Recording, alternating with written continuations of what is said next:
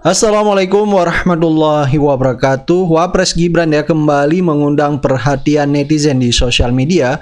Baru saja ya Wapres Gibran terima perwakilan masa aksi mahasiswa. Jadi Gibran ya terima aspirasi mahasiswa. Tuntutannya ya dicatat oleh Gibran. Jadi menurut netizen ya, strategi Solo menyerang dalam diam dengan strategi yang berbeda. Saat Prabowo keluar negeri dikritik karena keseringan, Gibran malah banyak ke daerah-daerah terutama ketemu dengan anak sekolah. Saat Prabowo didemo oleh mahasiswa, para pendemo dihalangi oleh aparat hijau dan coklat. Gibran malah menerima para pendemo di kantornya. Dan ini sih positif. Saat Prabowo ya lagi dikritik soal program-programnya dan pidatonya yang bikin orang sebel, Gibran malah diam aja dan gak ngapa-ngapain.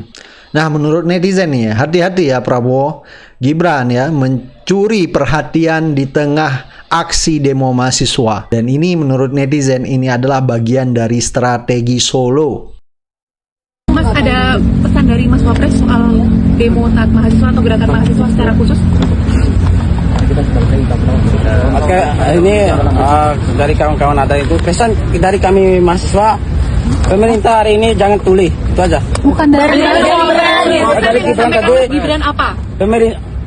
Bapak Wapres jangan sampai ada tertutup ruang-ruang begini, terus buka. Artinya dari Mas Wapres ada yang disampaikan enggak? Oke. Artinya Mas Wapres terbuka. Artinya Mas Wapres terbuka dan menerima hasil kajian dia akan mengaudit dan mengkonsolidasi. Dia akan memberitahukan kepada pimpinan lebih khusus Presiden Prabowo Subianto. Oke. Kalian sadar gak selama ini Gibran kemana? Semua kemarahan masyarakat itu tertuju pada Prabowo. BBM naik, rupiah melemah, korupsi MBG, nama Gibran nyaris jarang disebut. Dan hari ini Gibran datang seperti pahlawan menemui para mahasiswa yang demo, mendengar aspirasi langsung dari mahasiswa. Di sisi yang lain muncul beredar pamflet saatnya Mas Gibran memimpin. Ayo bersatu Mas Gibran presiden. Ini timingnya pas banget gitu loh. Jokowi pada saat itu mau keliling turun gunung. Masalah bangsa tiba-tiba muncul. Rupiah, korupsi MBG, BBM naik, demo mahasiswa. Dan muncul pamflet Mas Gibran presiden. Ini cuma perasaanku saja kayaknya. Atau memang ada oknum yang sengaja menggiring agar terjadi perpecahan antara presiden dan wakilnya.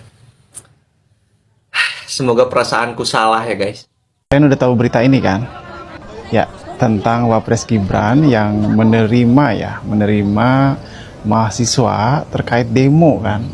Demo tentang MBG, Kopdes, yang belakangan juga BBM dan lain-lain. Itu ya. Nah, menariknya teman-teman, yang saya lihat itu kok nggak ada UI sama UGM ya.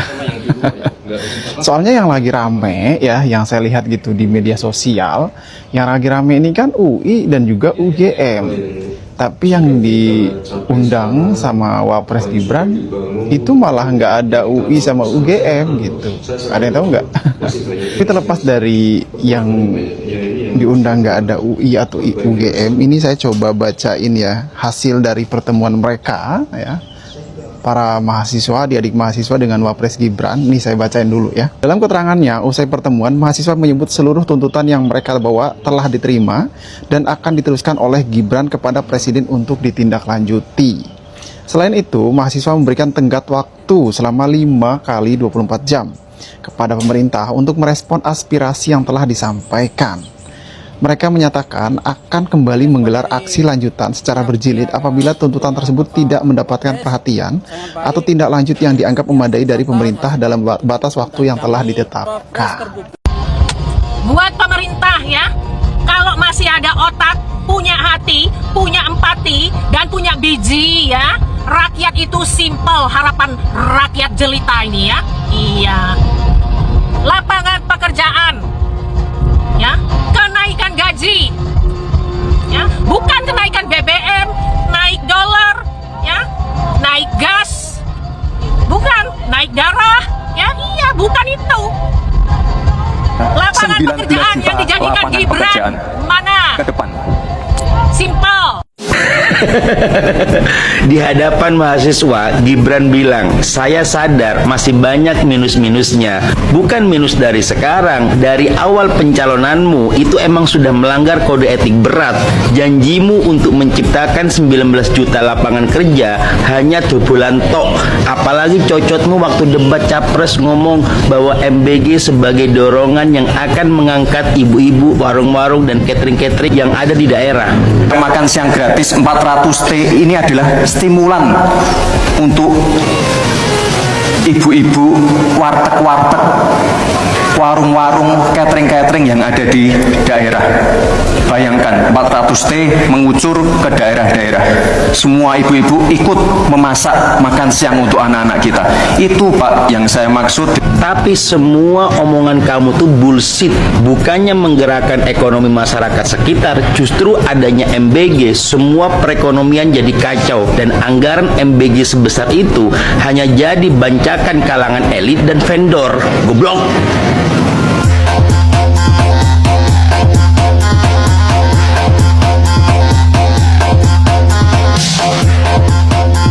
Implementasi program MBG ini lebih kacau dari apa yang gue bayangkan. Karena bayangan gue, programnya itu bakal begini. Gus Muhaimin kurang paham dengan apa yang sudah saya paparkan. Saya tadi juga bicara masalah infrastruktur sosial, stunting itu loh Pak. Ya, tapi nggak apa-apa, saya perjelas lagi. Kita punya program makan siang gratis. Banyak yang nyinyir, tapi sekali lagi Pak, program makan siang gratis ini adalah investasi menuju Indonesia emas. Program makan siang gratis 400 T ini adalah stimulan untuk ibu-ibu, warteg-warteg, warung-warung, catering-catering yang ada di daerah. Ibu-ibu warteg-warteg, catering-catering ngising beling. Tentang manuver politik terbaru dari kubu Solo. Jadi, di saat kita semua lagi pusing memikirkan nilai tukar rupiah dan gejolak IHSG, kubu Solo diam-diam sedang konsolidasi kekuatan politik dan ekonomi secara senyap yang bakal berdampak langsung pada peta kekuasaan kita menuju 2029 nanti. Pertama, perhatikan penguasaan di sektor strategis dan keamanan. Tokoh-tokoh kubu Solo mulai mengamankan posisi di BUMN dan proyek infrastruktur, pas banget dengan masa pensiun Kapolri yang tiba-tiba diperpanjang. Kita wajib banget mulai mengawasi penempatan posisi-posisi penting yang jarang masuk TV ini. Coba deh kita pikirkan, apakah perpanjangan jabatan petinggi keamanan ini murni kebutuhan instansi atau justru langkah awal buat mengamankan barisan jelang transisi politik? Kedua, fokus sekarang bergeser ke ekspansi akar rumput. Jokowi udah mulai safari keliling Indonesia menemui basis pendukungnya, lalu PSI di bawah Kaisang juga bergerak mengorganisir massa sampai tingkat RT dan RW. Belum lagi Gibran sebagai wapres rajin keliling daerah untuk membagikan bansos. Makanya pantau terus pergeseran kekuatan politik di daerah kamu, jangan cuma fokus ke politik pusat.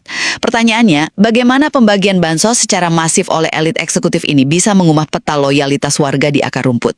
Terakhir, di tengah manuver tadi, program utama pemerintah malah sedang goyah. Ada kasus korupsi makan bergizi gratis sampai urusan kenaikan BBM yang akhirnya bikin pasukan buzzer di medsos pecah kongsi dan saling serang.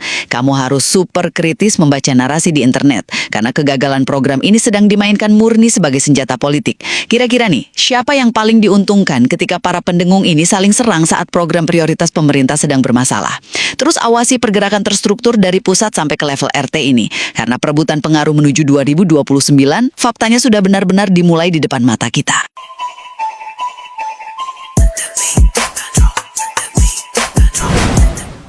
Saya selalu meyakini analisa saya bahwa musuh terbesar dari Prabowo dan para pendukungnya adalah bukan kami dari pendukung Anies maupun pendukung PDIP, tetapi sesungguhnya musuh terbesar dari Prabowo dan para pendukungnya adalah pendukung Jokowi dan PSI itu sendiri.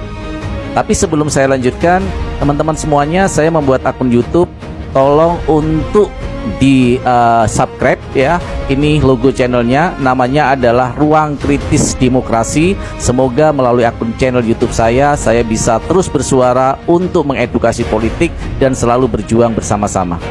Apa yang menjadi analisa saya selama ini mendapatkan pembenaran dari sebuah peristiwa di mana kemarin perwakilan mahasiswa, tanda kutip perwakilan mahasiswa, yang katanya mahasiswa dari Universitas Bung Karno UBK, menghadap kepada Wapres Gibran dan menyampaikan tuntutan-tuntutannya. Pertanyaannya, benarkah ini adalah seorang mahasiswa yang menyampaikan aspirasinya? Apa tujuan yang dia lakukan dengan menghadap Gibran? Dan kalau kita lihat bagaimana kualitas dari mahasiswa ini, silahkan kalian bisa lihat bagaimana kualitas mahasiswa yang menyampaikan aspirasinya kepada Gibran. Kita bisa jadi heran ya, jadi ketawa kita.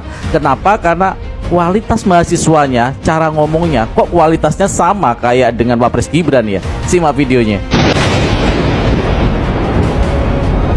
Mas, ada pesan dari Mas Wapres soal demo taat mahasiswa atau gerakan mahasiswa secara khusus?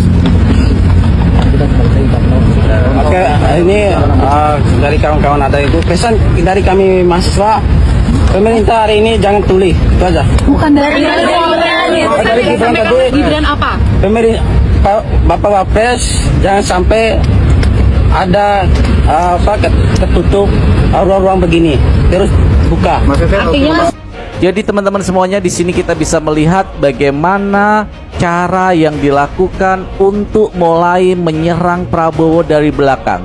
Apakah ini organik? Mahasiswa itu menghadap kepada Wapres Gibran? Saya tidak percaya kalau ini adalah organik. Ini pasti adalah by design untuk memberikan sebuah framing opini kepada masyarakat seolah-olah Gibran lebih dipercaya daripada Prabowo Subianto. Gibran lebih dipercaya bisa menyelesaikan permasalahan mahasiswa daripada pemerintahan Prabowo Subianto. Apalagi kalau kita kaitkan kejadian diskusi di UGM yang mana terjadi sebuah keributan yang dimana di dalam dialog atau diskusi itu tidak berjalan dengan baik dan terjadi keributan di UGM itu sendiri. Jadi saya selalu mengatakan musuh terbesar dari para pendukung Prabowo dan Prabowo itu sendiri, pemerintahan Prabowo, adalah Jokowi dan para pendukungnya, termasuk dari orang-orang PSI itu sendiri. Bahwa kekuasaannya menyebabkannya menjadi manusia megalomaniak yang tidak pernah puas dengan karunia yang Maha Esa dan yang Maha Kuasa. Dengan tanpa malu, Jokowi menekuk-nekuk hukum dan undang-undang, bahkan menukangi konstitusi supaya mengubah atau menambah satu pasal bahwa Presiden Indonesia dimungkinkan berkuasa selama 15 tahun. Itu angan-angan edan dari Kowi ya. Nah, kemudian langkah edan yang sudah dilakukan Kowi antara lain memaksa Mahkamah Konstitusi MK yang diketuai oleh Anwar Usman, yang satu ini juga manusia lames dan penjilat sepatu kakak iparnya, sehingga Gibran Fuhufafa bisa jadi wakil presiden mendampingi Prabowo Subianto. Nah, ketika ada berita ramai akhir-akhir ini tentang rencana Jokowi mau melakukan safari tur nasional untuk meropagandakan PSI, Partai Solidaritas Indonesia, yang beberapa hari terakhir ini didera dengan konflik internal dan terjadi saling pecat, Mas Kowi justru akan melakukan perjalanan panjang yang destruktif, katanya untuk menyapa masyarakat dan mengenalkan PSI yang diketuai Kaisang Pangarep, anak bungsu Mas Kowi ya. Apakah PSI berjubel berebut salaman dengan Mas Kowi di setiap kota atau desa yang dikunjunginya? Agaknya berlebihan. Kecuali, kata banyak pendapat, Mas Kowi bahwa ijazah aslinya mungkin masih ada simpati ya. Cuma sampai hari ini ijazah asli itu masih raib dan gaib. Orang Solo bilang sampai jeledeng Kowi tidak akan pernah bisa menunjukkan ijazah aslinya. Tidak ada di dunia ini ya. Dia memang tidak punya ijazah asli ya. Yang dipunyai Mas Jokowi sebagai manusia nepotis yang berbau mafia hanyalah jualan kepalsuan, kebohongan, dan pembelidukan atau apus-apus dalam bahasa Jawa itu. Tidak mungkin ada gubernur atau wali kota atau bupati yang nanti menyambut Mas Kowi seperti dulu ketika Kowi masih jadi presiden. Nah, tanggal 27 Mei 2026, lawjustice.co menyatakan bahwa Jokowi safari politik demi PSI karena Gibran dan Kaisang tak kuat jadi simbol. Saya setuju, bagaimana mungkin dua pemuda Bambung alias manja, bodoh dan tolol bisa jadi pimpinan nasional. Jadi saya setuju. Ya. Sedangkan lihat kelakuan kayak binatang yang ditunjukkan oleh pendukung-pendukung Jokowi yang begitu ngebet ingin membuat pencitraan tentang keberhasilan timnas memenangkan pertandingan yang katanya adalah karena kehadiran Jokowi. Bahkan ada yang sangat parah lagi, seandainya Jokowi menonton di round keempat, katanya Indonesia sudah ada di Piala Dunia. Memuja-muja untuk supaya ada panggung, ada pencitraan yang dilakukan kepada junjungannya. Orang-orang yang seperti binatang inilah yang membuat sepak bola Indonesia menjadi terpecah belah seperti ini. ya, tidak hanya memecah belah di masyarakat Indonesia, tetapi pendukung-pendukung Jokowi ini memecah belah juga kepada pendukung-pendukung Timnas. Orang-orang yang tidak berotak ini adalah orang-orang yang justru akan membuat Timnas akan dijauhi orang-orang karena dibawa ke arah politik. Lihat video-videonya seperti ini.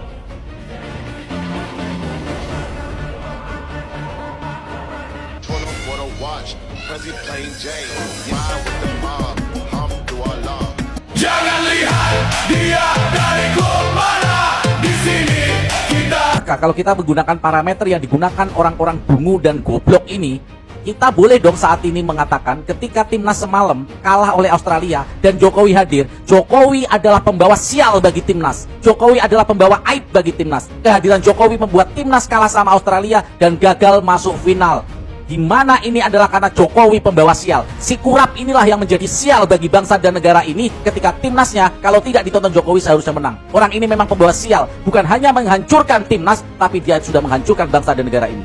Ini keren, mahasiswa tolak ajakan makan malam Gibran yang melempar bola api ke Prabowo. Sikap tegas mahasiswa Universitas Bung Karno UBK bersama 15 perwakilan mahasiswa lainnya yang menolak mentah-mentah jamuan makan malam Wapres Gibran adalah tamparan keras bagi nalar kekuasaan.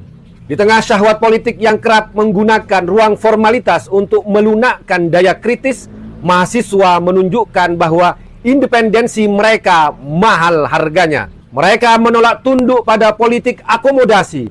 Mereka tidak bisa dikooptasi hanya dengan sepiring hidangan setelah audiensi. Pertemuan di Istana Wapres di Jakarta, bukan di IKN, justru menelanjangi kegagapan kepemimpinan.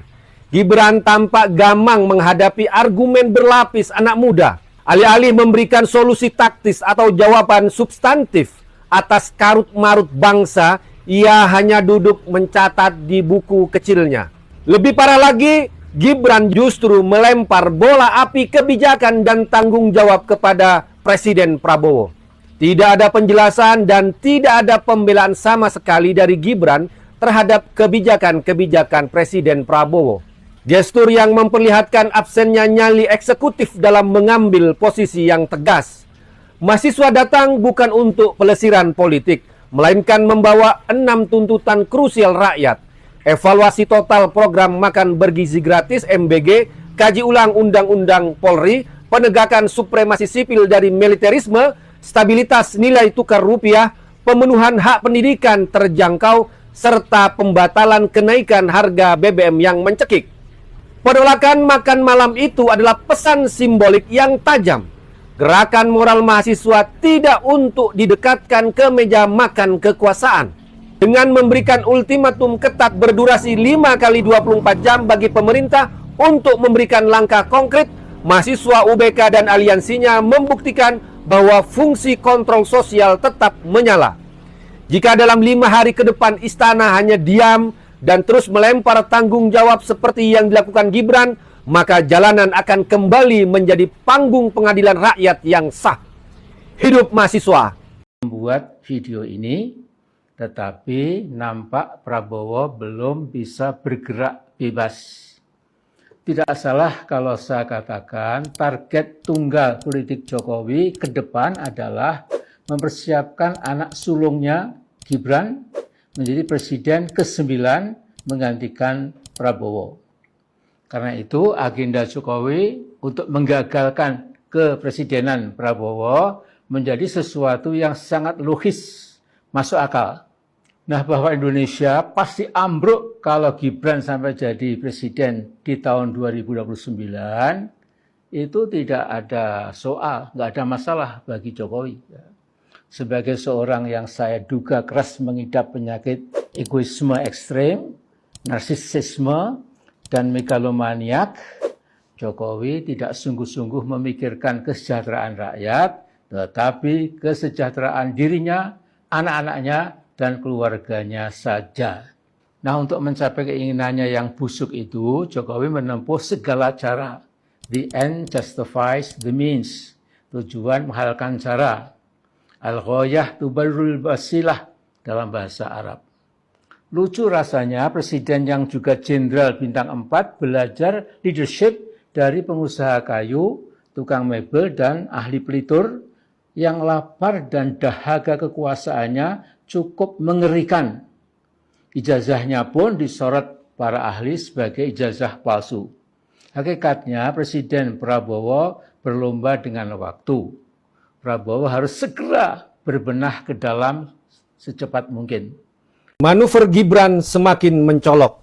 Ia tercatat telah mendatangi 180 hingga 190 titik di seluruh Indonesia.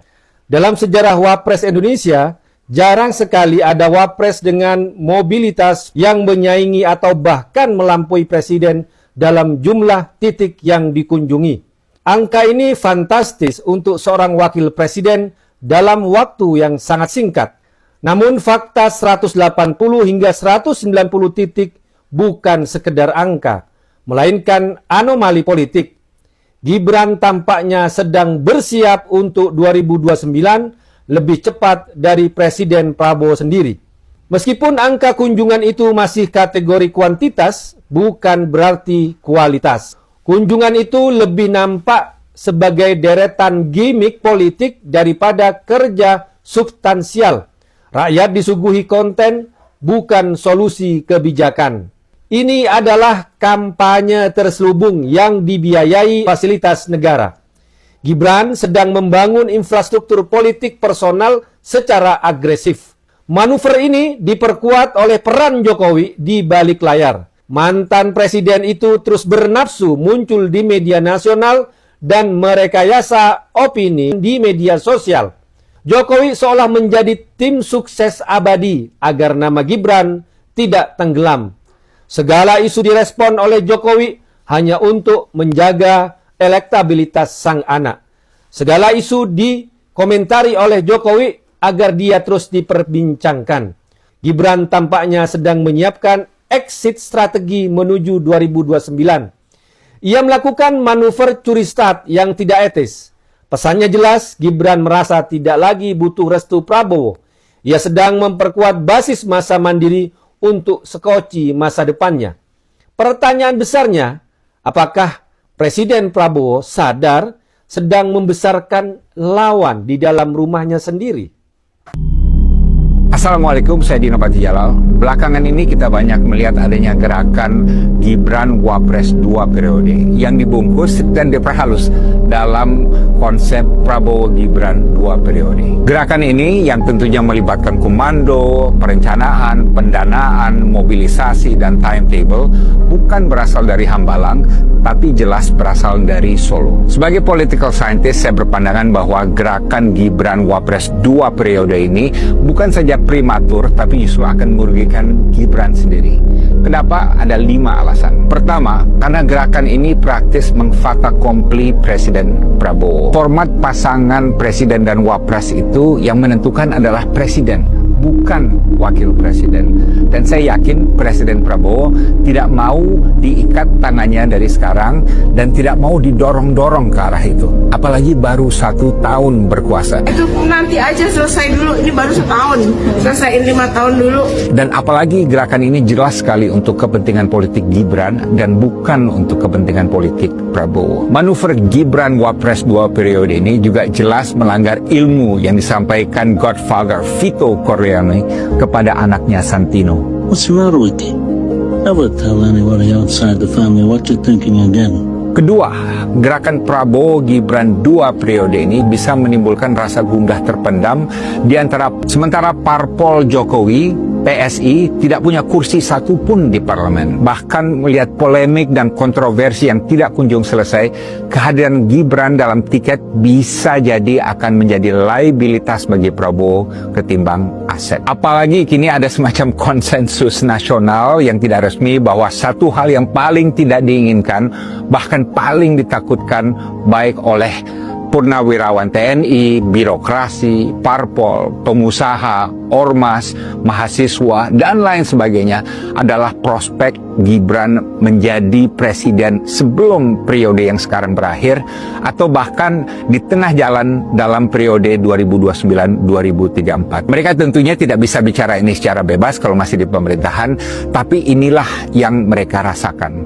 Silakan cek. Kelima, sepanjang sejarah Indonesia tidak pernah ada pasangan presiden dan wakil presiden kecuali Soekarno-Hatta yang 2 periode secara berturut-turut. Dari 8 presiden Indonesia hanya 4 presiden yang 2 periode. Sementara kecuali Bung Hatta, semua wapres hanya 1 periode. Yusuf Kala memang 2 periode, tapi dengan pasangan presiden yang berbeda-beda dan juga tidak berturut-turut. Mungkin satu-satunya cara Gibran bisa mencetak sejarah menjadi satu-satunya wapres yang bisa 2 kali berturut-turut adalah dengan membuktikan bahwa ia jauh lebih hebat dari Bung Hatta, dari Sri Sultan Hamengkubuwono, dari Adam Malik, dari B.J. Habibie, dari Tri Sutrisno, dari Budiono, dari Yusuf Kala, dari Ma'ruf Amin, dan lain sebagainya. Apakah ini mungkin terjadi? Silahkan Anda jawab sendiri. Saran saya sebagai political scientist, Gibran dapat fokus untuk membangun branding politik yang sepenuhnya berdasarkan prestasi. Namun ini akan sulit karena Gibran sama sekali tidak punya otoritas untuk mencetak prestasi di bidang apapun pada saat ini. Gibran juga harus bekerja keras membangun kepercayaan publik atau trust, itu aset yang paling besar dalam politik. Dan ini hanya bisa dilakukan dengan ketulusan dan konsistensi, bukan dengan gimmick, bukan dengan lagu yang memuja diri sendiri.